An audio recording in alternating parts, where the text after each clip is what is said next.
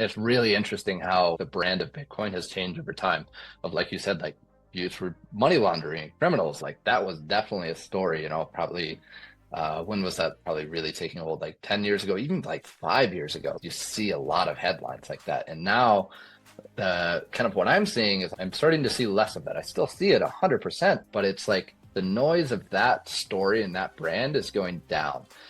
And the more security story of as society becomes more aware of inflation, the idea of security and maintaining your value throughout your life that you've accumulated is starting to rise. Key factor is how we're getting paid as well, right? Of like the money that is the store of value, like we were talking about. In my mind, that's probably the first thing that really needs to get legitimized, because now I have Bitcoin available to spend. And if I don't have it available to spend, like we were talking about onboarding and stuff, now there's this whole process that I need to go to make a simple payment. Whereas if we slowly start to integrate more Bitcoin into actual salaries, like now I just have it sitting there. Now it's easy to spend. Now it is faster than Visa because it's set and ready, and I just tap and pay and go, and it's all finalized. So I think that is another pretty big factor in the equation of slow adoption of the medium of exchange. Medium of Exchange is sponsored by the Bitcoin Payments Advisor. If you own or run a business and you'd like to accept Bitcoin but don't know how, the Bitcoin Payments Advisor can help. From specific software recommendations and accounting implications to training employees and marketing so your customers know you accept this new form of payment, the Bitcoin Payments Advisor can help simplify your journey in accepting Bitcoin for your business. Check out bitcoinpaymentsadvisor.com and get 10% off when you pay in Bitcoin. Again, that's bitcoinpaymentsadvisor.com. Now let's get back to the show. What's up, everyone? Welcome back to the Medium of Exchange podcast. Really excited today to introduce Daniel Strangfeld, who is the founder of Basil Design Company, to talk about Bitcoin, his Bitcoin journey, and how Bitcoin moves into that next iteration of becoming the payment layer of both the internet and the world. So Daniel, thanks for joining us today, and really looking forward to this conversation. Jason, I'll pass it over to you. Let's get this thing rolling. Awesome, Daniel. Just to kind of give our listeners a little background, can you share a little bit about yourself and how you became an entrepreneur and how you got into the design space? Yeah, for sure. So I'd say like a little bit about myself now before I go into this bit of backstory is, so I run Basil Design Company. It's what I've been doing for the past about 6 years now. 7 if you count very casual freelancing. And really how it's like grown and evolved is just through light freelancing in the beginning, snowball started rolling, and is now an agency today. But journey into entrepreneurship, that started in, I'd say, high school. I kind of learned there I like to work for myself. And I learned through photography in high school. I was taking just like senior portraits, right? I learned that I could run my own thing and make money on my own. And so that was kind of eye-opening, and I enjoyed that a ton. Had an internship during college, traditional 9 to 5 thing, and that's where it like got solidified of like that is not my journey per se. It was a lot of fun work, it was design work, but it was just like not fulfilling to me. So it kind of rooted in me. I need to find a way to do my own thing. And that's where, like, out of senior year of college, I started freelancing more and more seriously, and luckily getting more and more clients. And then about a year after college, I was able to basically go full time into it. I was running a different startup at the time, eventually failed, as many startups do. But luckily, Basil was starting to really take on some steam and be able to make the amount of money to like cover my expenses. And it was like, I need to jump ship and just do this full time because I love design and I can run my own thing. So I just need to double down in this direction. And so I've been kind of doing that ever since. For what we do is branding and Webflow websites for companies. And what was your introduction and journey into Bitcoin? Yeah, so that would be our mutual friend Jack. He was like my best friend in college. I lived with him for like 3 or so years, and we had another friend that lived with us that he was mining Bitcoin back in, I think, like 2013, 2014. And so he taught my friend about Bitcoin, and then he got really into it. And naturally, when you live with someone like that and they're around you 24/7, it's just like absolutely, it can be obnoxious, right? When you're like not really connected. but it's just like constant barraging from him, just constant, for like 3 years. So it was like I got into it probably when did I start living with him? Probably 2018, 2019 of like really lightly, right? Of like I was one of those like peak buyers, and that would be late 2017 of like that all that excitement. So that was my first introduction. And then it was like slowly learning about the actual legitimacy of it over of like, oh my God, there's this thing that's like making a ton of money. And then you start learning about, hold on, there's actually an underlying reason why this is important. So I learned about that over the next probably like 3 or 4 years, like kind of secondhand to my good friends and then research as well. He didn't turn you off from his constant barraging, huh? Luckily no, but like in the beginning, I did have a joke of, gosh, what was that? That was 2019, where it was like I told him every time you mentioned Bitcoin, I was like, I'm just gonna go buy 100 Dogecoin or something just to start messing with him, and it would just annoy him that I was buying this thing that he was just like, that's a shit coin, and I was like the more you talk about it, I'm just gonna keep buying it if you don't stop. So of course there was back and forth about that stuff. And I think that's part of, the kind of baseline of a good friend where like you're teasing and first they laugh at you, and then at the end and then once you actually start kind of like realizing, oh no, he's not joking. He keeps bringing this thing up. The price keeps going up. Why does the price keep going up? Is this guy who like I really don't want to be right because he's a good friend of mine and we like to rag on our friends. He's actually right. So maybe I'll tag along with him. And I think that where you bring a really interesting perspective is that background in design and trying to figure out this whole network and technology of Bitcoin. And I'm very curious to hear how you use more of a front end interface approach with Basil Design of user experience, and then kind of back end engineering that uh, towards understanding Bitcoin. Yeah, so the front end experience of like also coming from design, right? We all know that Bitcoin, it is prioritized up until probably the last year, all the back end stuff, right? Because that reality, that's like the foundation. That's really important.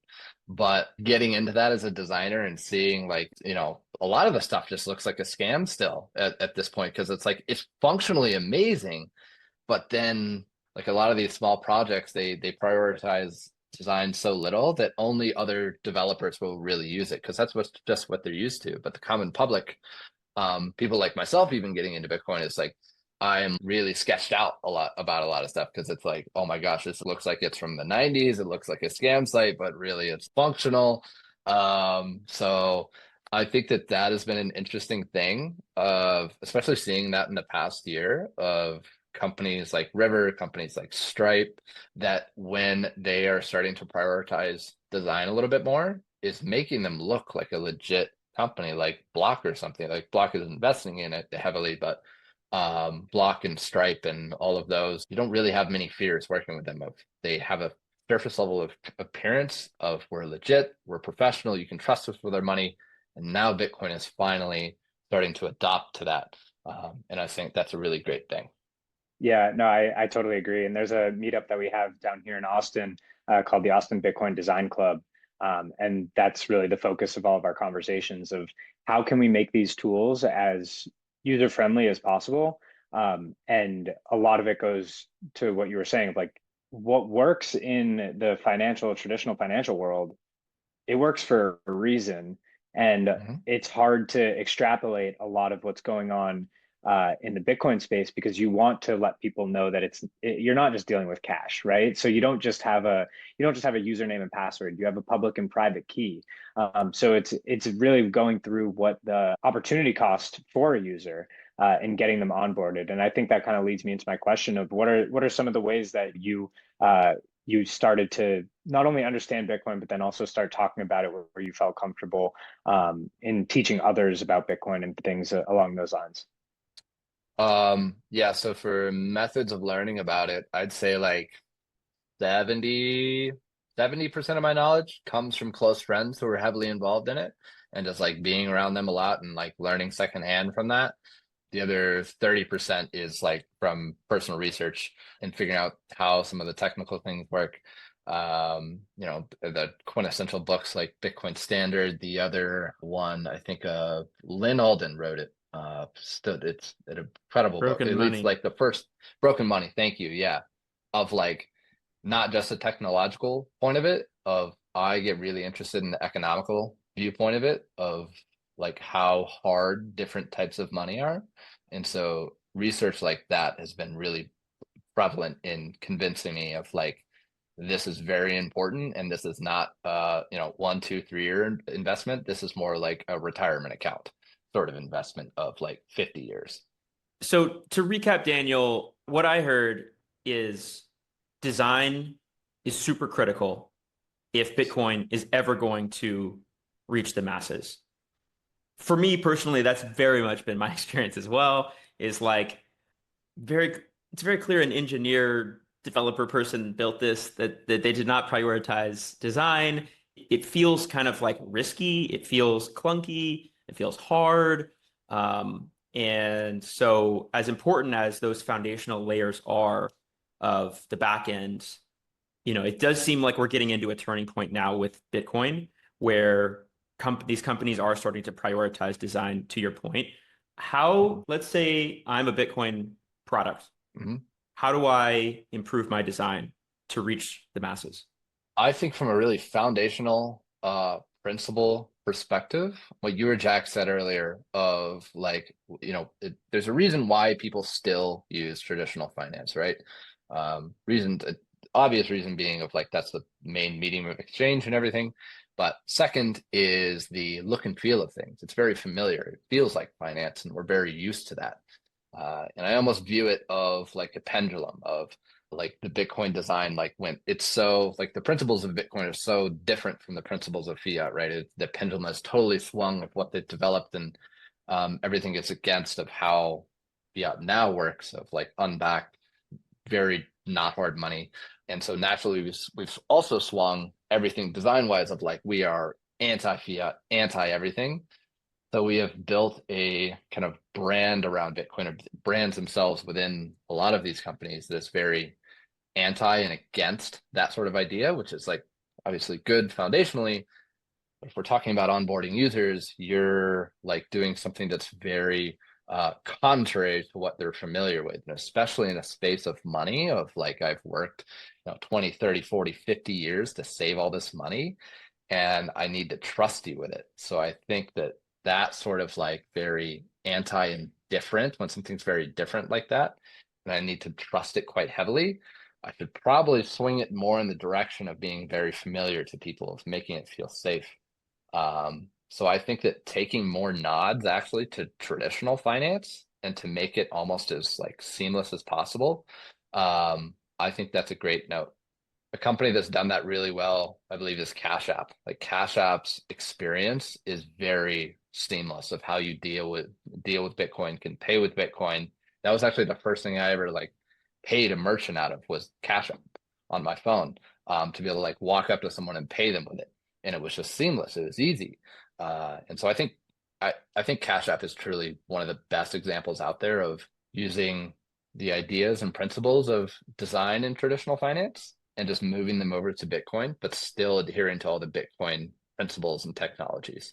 It's funny you mentioned Cash App because I recently heard Jack Dorsey on a podcast talking about how important design is in the Bitcoin space specifically, and Mhm. how just lacking Bitcoin is with design.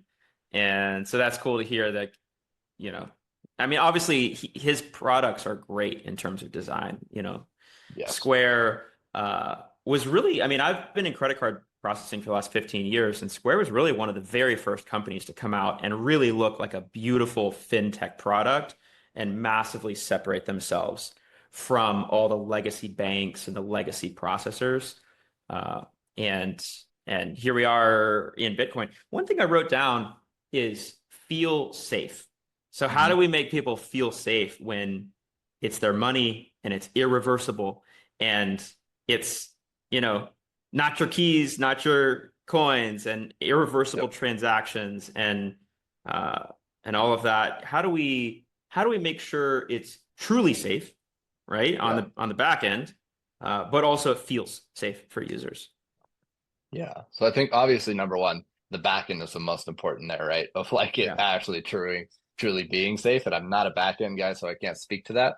But that is definitely the most important part of the scenario, where the design comes in. If that's just like the layer on top, is the how we communicate and signal that it's safe for people, and what kind of things do we tell them about the back end of this is why it's safe, and how do we tell them those things that it very easily translates into their own form of language and lingo of what they understand traditionally, of not being too complex with things, of using very if we can use familiar terminology of them, of like, this is your Bitcoin bank account or something, of like how can we use more, I'd say, like traditional finance terms. Like we need to use definitely the new ones with Bitcoin, but I think a lot of it is like developers, you want to sound smart because like you are, like the developers are very brilliant, but I think there's almost a loss of language sometimes. If we are trying to onboard people, how can we make it more familiar to them? And I think the more familiar it is, the safer it feels per se. Does that make Hmm. sense? Yeah. Yeah. I was talking with someone earlier today, and one of my clients were doing Lightning only payments. We're not doing any on-chain Bitcoin payments for them. And they were kind of like, like, come on, man, like, why? And I was like, because it needs to be faster than Visa. And so I'm sure, because I saw on your website, Basil Design, you guys do pitch decks. I'm sure you've got like Uber for blank, Netflix for blank. You're tying in existing brands, and it makes it very clear what this new startup does. And so Hmm. faster than Visa is one thing that kind of stuck out to in my mind with that conversation. Everyone has Visa. They've got an absolute monopoly on Hmm. accepting money today. And so how do we make Bitcoin better than Visa? You know? That's a good question. That's a really good question. I do really love the faster than Visa thing. Faster than Visa, more secure than Visa. Like you can say a lot of things, like more this, more that, like Mhm. nearly everything, right? If you're using the Lightning Network. Yeah. Um, so that's a great question. I don't have a good answer to that one. I think that's so hard when you have a monopoly like that. In my mind, it's just like the fiat system. It's like hopefully in an ideal world, in my mind, it actually slowly degrades rather than rapidly. Because I think if it Mm, rapidly I degrades and we agree. have to switch to Bitcoin, I think we have much bigger problems. 100%. That there will be, it will be not a pretty transition. I think the pretty transition is actually the slow one that takes a few decades. That would be a better world, in my opinion, that we live in, versus like all of a sudden, oh shit, in the next 90 days, I need to figure out this Bitcoin thing does, and everyone else in the whole world does too. I think that would be a uh, probably a bit of a violent world per se, and I'd rather not go through that sort of transition. Yeah, So that could lead to some chaos. But yeah, I do want to ask a follow-up there on kind of your perspective of branding, and like when you have a client that comes to you and is looking to redesign their website or their business or whatever it may be, what are some of those core principles that you really look for in terms of telling a story? Because at the end of the day, that's what a brand is looking to do. And Bitcoin has its own story, but I'm curious how that has helped shape your philosophy. yeah. To shape how I define a brand, of a brand is really the sum of all of your customers' perception of you. So really, there's like for every company, you have thousands of different brands, right? Because everyone's own perception is a brand in and of itself. So when I go in with clients, I'm asking more about that, of like, how do you want people to feel about your company? How do you want to yeah, and how does looks influence that feel, and how can we evoke those correct emotions of that trust, that loyalty, that feeling of security around that? So really, I structure most of my conversations around that. Is let's talk about your end customer, target customer, and let's see how we can connect, like build a better connection in their brains to what your company does, and looks like and feels like, and how do we get a good synergy out of your 1,000, 10,000, 100,000, millions of customers with that centralized kind of look and feel, and how do we best do the look to be able to build that. Mhm. It's fun. It's funny you take a decentralized approach to, like you were saying, very centralized businesses and really getting an understanding at the node level of what what are we looking to get, or what do we want our customers to feel? And Yeah. you can kind of say the same thing about Bitcoin in a sense, where it is this huge decentralized network of there are miners, nodes, just hodlers who are all kind of trying to orange pill and share the story of Bitcoin in their own unique way, but it bubbles up to maybe a large news headline or seeing global adoption stories or whatever it may be, to build this brand of Bitcoin that is still undergoing that story today. I mean, people still will look at Bitcoin and say, "Oh, that's money for money laundering or for criminals, or it has no utility." Yeah. And it's like, well, that's one brand, but that brand probably had a much stickier message 8 or 9 years ago. Yeah. Yeah, it's like beautiful how it has changed over time too. Of like brands change their perception, like your perception of a brand can change over time. And it's really interesting how like the brand of Bitcoin has changed over time. Of like you said, like used for money laundering, criminals, yada yada. Like that was definitely a story, probably when was that probably really taking hold? Like 10 years ago, even 5 years ago. You see a lot of headlines like that. And now like kind of what I'm seeing is I'm starting to see less of that. I still see it 100%, but it's like the noise of that story and that brand is going down. And the more security story of as society becomes more aware of inflation, the idea of security and maintaining your value throughout your life that you've accumulated is starting to rise.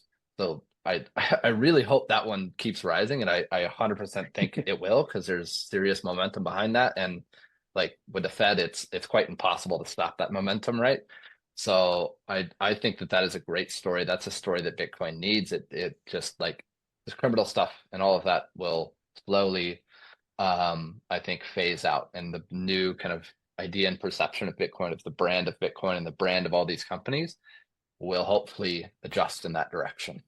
Yeah, then and to the point of where Bitcoin is just money in our everyday lives, like you were saying, over those number of decades, where what's the brand of Bitcoin? Well, it's just the money. It's the like, what's the brand of the US dollar? I don't know. Like I have perceptions of it, but you can't just put one brand on it. And I think that to your point, I think that's where we're going, and hopefully that's the track that we continue to build the momentum on. Yeah, and I mean, I think it totally, like you could talk about different currencies as brands as well. I was able to go to Turkey like a few 3, 4 years ago, and like obviously the brand per se of that currency is horrible. We had my friend had an executive assistant over there, and like they view the brand of the US dollar as secure and backed and like very like it's very good and solid to them. To us as Americans, we're starting to see that maybe that's not true for more and more people now.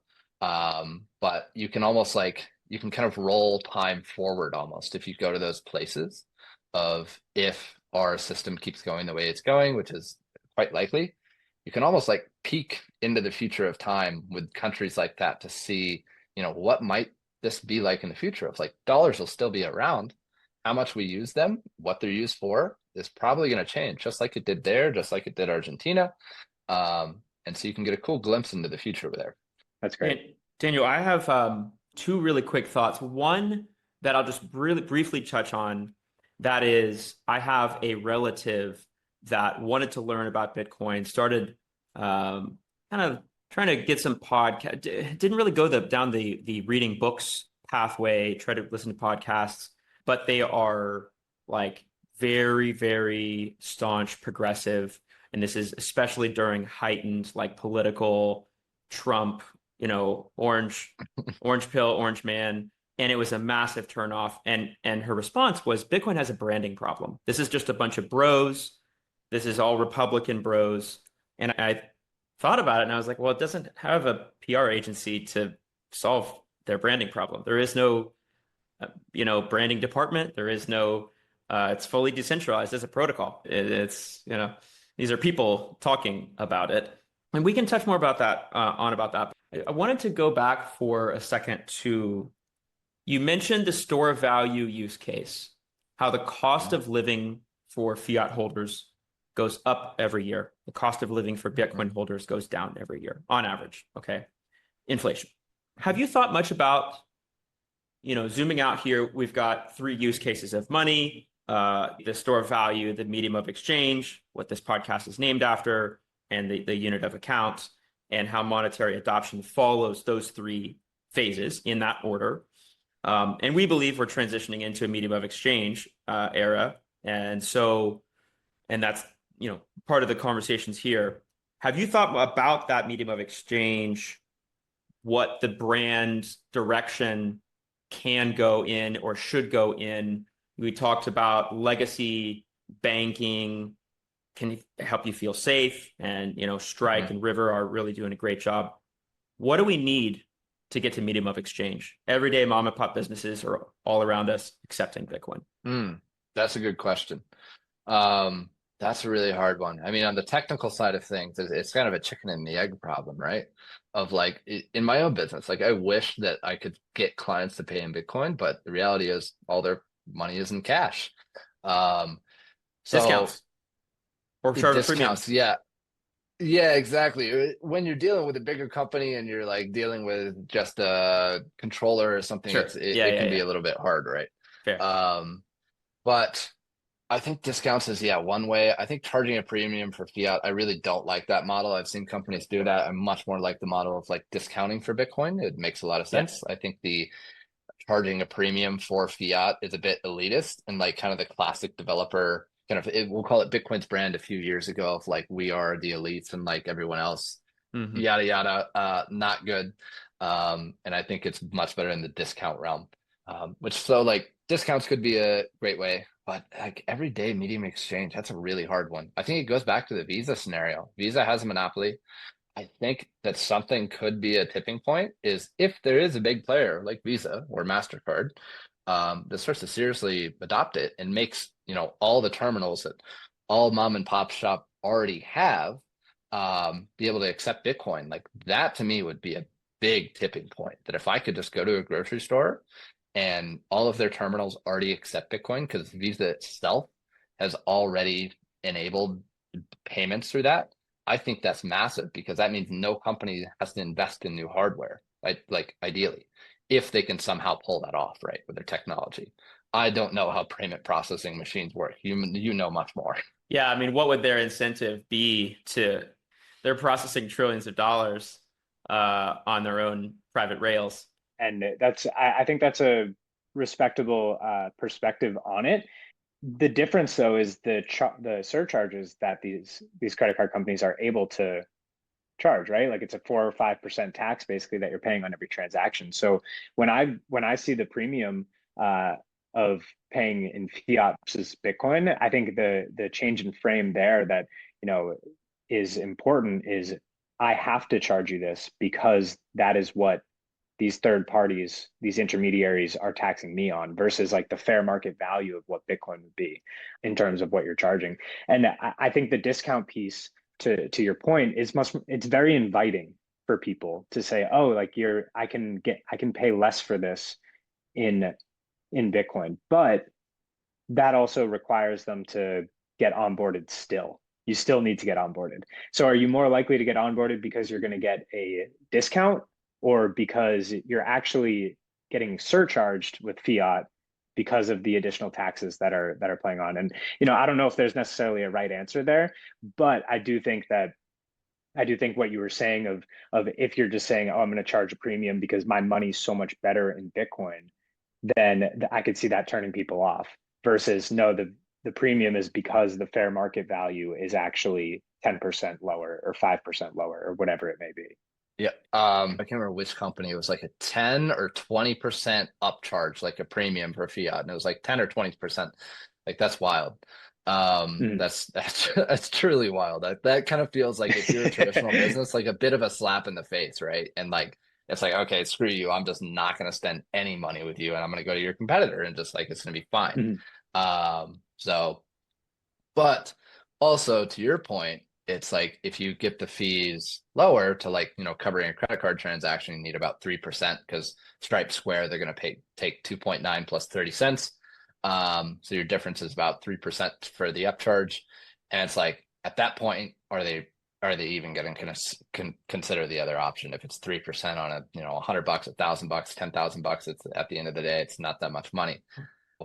I don't know. Maybe like the answer is the whole discounts and surcharging thing might not be the thing. I still think most likely it is a chain of world events that leads to the flip for medium of exchange. I think we can do all the little things we want and they'll make a difference, but I think that the system needs to just simply keep going the direction that it's going and kind of run itself truly more off the rails, and it will flip. It's just patience. Yeah, it's like the reverse of if it's not broke, don't fix it. But it's so broken, so don't even try to fix it. Yeah, it's just like use Bitcoin. quite impossible. Yeah, it's quite impossible, and hopefully it's a nice slow derailing of the train, and we don't end in a big old fiery ball.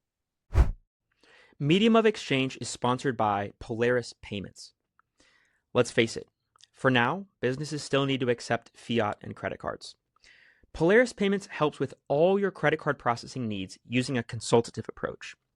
Think of Polaris like a performance coach, helping take your business to the next level when it comes to accepting all forms of money. For more information, visit polarispayments.com. Now let's get back to the show. I know I could say from my perspective that, merchants are definitely feeling the squeeze. Yesterday, I had another merchant that was like, I can't handle the several $100 bill that I pay every month to Visa and MasterCard, and I need to do something about it. And so for him, we're doing a cash discount where they're increasing the rates and then across the board, but then offering a discount, which so effectively eliminating his credit card processing fees. It's two different ways to do it: a surcharge or a cash discount. But for especially for smaller transactions, it's like, okay, so you add a 30-cent fee on whatever, it's not a big deal, but the fees really start mattering a lot for the customer, the larger the transaction size. But yeah, I mean, I agree that it does need to be a bigger pain point. Right now, 2, 3, 4% is not a big enough pain point. The starting with the rails that you intend on, well, you have to understand that there's alternative rails. And if you don't understand that Bitcoin is a better way, that it's better money, that it's a better store of value, and you should start accepting it in your business, then you have no use for Bitcoin. If you don't believe that banks have potential for fail, then there's no need for redundancy. If you don't ever get chargebacks and then the card brands stealing your money back out from you within a 6-month window, then you don't need to have payment finality, because you've been accepting money, never gotten a charge back. Customer never calls and says, I want my money back. I never got that product or service. And you just get to keep your fiat that gets deposited. The list goes on. The pain has to be a little bit stronger on a mass scale, right? Obviously, from an individual standpoint, I think Bitcoin payments make a ton of sense for a lot of merchants. But when we're talking about the masses here, it is a different conversation. Totally. And I think another key factor is how we're getting paid as well, right? Of like the money that is the store of value, like we were talking about. In my mind, that's probably the first thing that really needs to get legitimized, because now I have Bitcoin available to spend. And if I don't have it available to spend, like we were talking about onboarding and stuff, now there's this whole process that I need to go to make a simple payment. Whereas if we slowly start to integrate more Bitcoin into actual salaries, like now I just have it sitting there. Now it's easy to spend. Now it is faster than Visa because it's set and ready, and I just tap and pay and go, and it's all finalized. So I think that is another pretty big factor in the equation of slow adoption of the medium of exchange. And then I think unit of account is honestly like that's going to likely go right alongside medium of exchange, in my opinion. I think that's how it would go. It'd be quite odd for that to be a fairly lagging effect of things. I think that would be right with it. It definitely seems like it's a continuum, and it's not a light switch. It's like, okay, we're switching now from store of value to medium of exchange. We've got a fair number of people that still need to just get off zero and have some Bitcoin. And that's obviously a precursor to getting to the opportunity to pay in Bitcoin or have the desire to accept Bitcoin. You're probably not going to want to accept it if you don't even have any of it at all or know that much about it. Totally. And also the other problem is just like one of the hardest problems in modern software businesses is the ones that have a two-sided market of like this is a two-sided Yeah. market per se. You need the payee to have Bitcoin, and then you need the person who's accepting that money to also be able to have a way to accept that Bitcoin. So now it's like it's infinitely harder when I have that scenario. And that's a long-term thing of that's just gotta like slowly work itself out. How that's done, I'm not too sure. I think we Yeah, need more it's merchants. Go ahead, Jack. well, I'm almost thinking to answer or what you were about to say, Jason, is like, yes, I think we need more merchants, but there's also plenty of people to where you were referring to, Daniel, of people who are starting to kind of get paid and stack sats in Bitcoin. And I'm almost imagining like the Spider-Man meme, basically, where you can pay it in fiat and settle in Bitcoin. Like Strike has their bill pay feature, and then Square and Cash App have their convert to pay feature. So it's it's actually saying and finding a merchant of, oh, you want to accept Bitcoin? Well, I want to pay Bitcoin. So let's just remove the middleman and go peer to peer. So that's the Spider-Man meme happening in full effect of like, wait, we're both like looking to do the same thing. Let's stop paying a fee on it and both save money. But that we're far away from that, right? Like as of right now, it's more there's individuals who are using the tools that exist that back to design feel like regular financial instruments to spend their Bitcoin, like a Strike bill pay feature. Shout out Strike. And then there's the other side of that market of the merchants, whether they're using Square or Orchestra, to convert all of their revenue, or not all, but a percentage of their revenue into Bitcoin. So you're basically reverse engineering the fiat system and these payment processors to ultimately be like, okay, we accept Bitcoin, I pay in Bitcoin. What's the best way to use that then is just to exchange it between ourselves. And however long that takes is to be determined. But I feel it happening more often and more frequently throughout my experiences and the conversations that I'm having with business owners who are feeling that squeeze that you mentioned, Jason. Daniel, I have a somewhat selfish question here. We're talking about how Bitcoin is better money to store and save. And as a whole, we're transitioning from just saving it to everyday merchants adopting it, accepting it, being able to pay with it. So we believe that Bitcoin is better money, but not everyone believes that Bitcoin is better money. A lot of people don't realize this. One of the ideas, I was playing around with domain names and I ended up buying Bitcoin is better .money. You know how you can get like instead of .com. So I got Bitcoin is freedom .money and Bitcoin is better .money. I don't know what to do with them yet. You got any ideas? I think Bitcoin is better. Money is great. Bitcoin is freedom is nice, and like I think that resonates with the Bitcoin crowd. Yeah, But the for Bitcoin sure. is better. Money is really like that's great. Yeah, what would you I do just with I don't that? know what to do with it. Like I love the domain name so much. I'm not sure what to do. It's like almost like it needs to be like an educational site or something. Yeah, in my mind, yeah, it's like it's like it literally says it in the domain, right? Of like now you need to prove that of like Yeah. very like tailored towards people who don't think it's better money or don't understand that it's money yet. Um of just like slowly easing them in, right? Of these little kind of nuggets. It's like falling like the analogy is always used of falling down the rabbit hole in Bitcoin, right?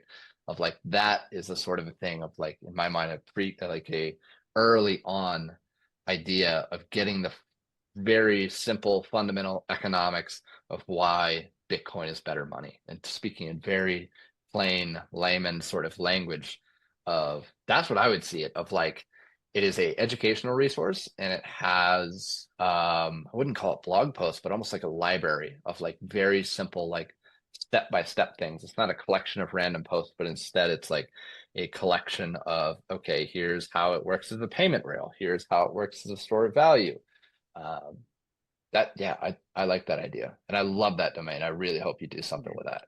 I know, I know. I mean, the space that I know so well is the small, medium-sized business world, and there's so much content and such for individuals. I almost feel like it'd be cool to have something that's directly targeted to small and medium-sized businesses because there's so many Bitcoiners that are so eager to pay in Bitcoin, and so many merchants that have no idea that they should accept Bitcoin or how to accept Bitcoin, Yeah. or that there are Bitcoiners who want to pay with this form of money. But it goes back to the foundation of like, why should I accept Bitcoin? Well, Bitcoin is a scam. Bitcoin is an investment. Bitcoin is like this thing that I heard about years ago that I don't really know much about, to be honest.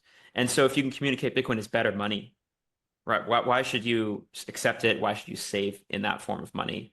But tailor it to the small, medium-sized business world. I think that'd be pretty interesting. Yeah. So, like on your point there, I know this is probably be a plug for Jack's company, but I think that has been one of the most overlooked thing in Bitcoin. Of it has been a massive emphasis on individuals, rightfully so. If we think about how much money there is in businesses and how much cash flow, how much cash is flowing through these things, like it is a massive opportunity if we can just get a few businesses on board. Like you can see what MicroStrategy is doing. Even Tesla, a small percentage of their balance sheet is like billions of dollars. So I think that there needs to be way more stuff built around like Bitcoin and business and that combination. And companies like Orchestra, yeah, like finally we are getting some really legitimate, awesome companies building products tailored directly to businesses for Bitcoin. And the other part of that, like you said, like there's really not that many educational resources out there. Like Jack, you're one of the two people that I know that like to talk to businesses about how to adopt Bitcoin. And then yeah, so I mean Jason, you as well, like you're helping people integrate it into the payment rails. And I think this is such a overlooked thing, and it is 100% a place to just double, triple down in. Well, think about how much power a small business owner has. Maybe they've got a dozen employees. Maybe they're serving 1,000 community members per month in their community. Maybe they're, I don't know how much dollars or, their fiat they're currently uh, processing and saving. But that's one out of millions of small businesses. And it really doesn't take that many of them to start gaining some traction and momentum. Dude, yeah, it's like what we have been doing is just going individual by individual. It's very slow, and you just get one person, one person, one person.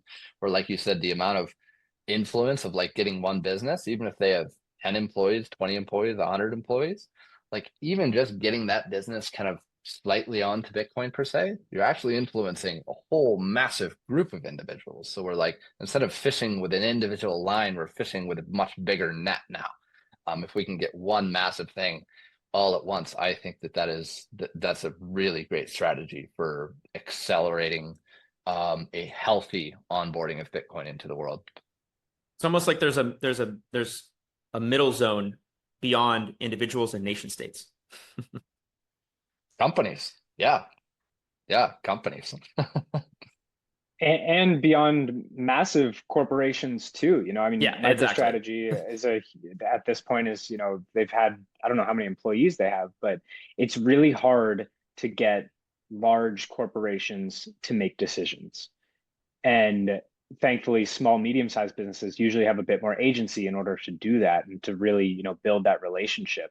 And I think that's where, to what you were both saying, like that's where the opportunity lies, because then you not only do you help the business in terms of adopting a better asset to save their wealth in, but you're also then educating and providing opportunity for their employees and really hopefully creating that ripple effect of people understanding or learning or beginning to understand why the business is doing it. And it allows you to focus on just, again, what the job is. Like that's one of the sayings that I love in Bitcoin is just stack sats and focus on your craft. And if you don't have to chase that, constant wave of inflation to try to pay off your next bill or to try to keep up with the surcharges that you're seeing from these payment processors, then you can actually provide a better service for your customers. You can actually provide a better product for your customers because you have more time and more agency to do that. And I think those who see that are starting to really grasp it. And then there's more and more who are looking at, kind of across and peeping over the corner, and are like, hey, like let me have at least a conversation of what this thing is about, because I'm getting kind of another itch. Yep. Yep. I'm one of those business owners as well. Of like, and still, basically 100% of all of my medium exchange is in fiat. And I just like, I have an absolute just ick for transaction fees. It's one of the things that annoys me the most. Like I try and ACH everyone because like that is where I'm going to incur the least amount of fees. When I have to go through Stripe with a credit card, it's just like it is a deep internal pain that I'm seeing that, because I know at the end of the year when I see the income statements and everything and expense reports of like how much money I paid to Stripe, it's just like it's disgusting. It's just like, where's that money going? Where is it going? Great question. Obviously it's going to the business, right? But it's just like, did they really No, of provide, course, but that much uh, amount of value to me? It's like, no. no, at the end of the day, it's an automated software. So it Yeah. could be it could be a free service, right? And that's where, and you see that in the Lightning Network because it's a decentralized protocol that charges maybe a fraction of a penny for a transaction. So the jig is up in a sense, but because the market hasn't demanded it yet, and the tools are still really being built out to scale, that monopoly will stand, and they'll grasp as much as they can, and they'll hang on as long as they are able. But back to what you said, as long as we keep the train on the tracks and keep pushing forward and keep having conversations like this, you know, the market will demand. And that's, I think, another catalyst where Visa will be like, okay, well, I guess we might as well turn on Bitcoin payments because everyone else has and we need to. Yep. Daniel, do you give Yep. your customers the opportunity to pay in Bitcoin? No, I currently don't. I've had a few people paying it. I have probably one person paying it every year of like, if Cool. it's a right type of company, I'll Hmm. I'll ask them of like, I can tell, because some people, as you know, like when you that can be a dirty word still of like, oh, we Yeah, accept Bitcoin payments. So like there's totally. a risk of, if I do that, of like, oh, like, they're orange pill, they're part of the orange man, right? And now I'm not working Yeah, with them. And now it's like, oh yeah. shit, that whole deal was lost. So I think that we're still unfortunately in the phase where you got to be careful with that. So it's not like it's not on by default per se. It's more like reading the person in the room and reading what the company's doing. It's like, hey, if you want to do this, I can do this. Like it's set up for the company.